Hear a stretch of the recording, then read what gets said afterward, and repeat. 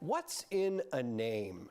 For the state of Colorado, the answer is apparently 2 million of your tax dollars. $2 million for 3 letters in a new domain name for the state's website. Cole Sullivan explains why it costs so much. If you want to enjoy the warmer weather this weekend, you might look up a hiking map at a Colorado State park. The official site is cpw.state.co.us.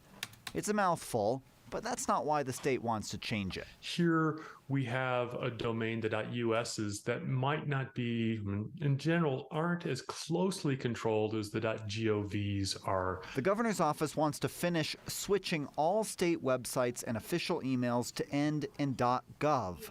It's not a vanity project. They call it a serious security risk. Someone could spoof a fake state site ending in .us to scam people who think it's the real deal. People will click in links in texts, in links in email that will take them to a site that looks right but isn't.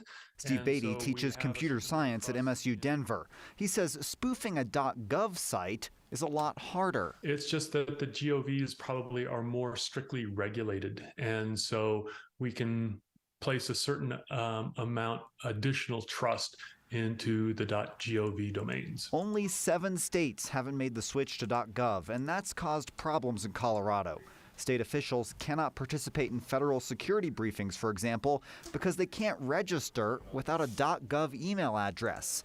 But it's not as easy as just changing the name. So it's not only just making sure that all of the domain names get switched, but we need to test them all. We need to make sure that they all still work for everybody in all of the browsers, on all of the phones, on all of the sites, and which is an extensive amount of work. The governor's office wants $2 million to do all that work, to make all those changes, and that cybersecurity expert says it sounds like a good idea to him. Not because you might get the wrong hiking map from a fake site this weekend, because at some point you're going to log on to a government site to pay your taxes or try to register your car.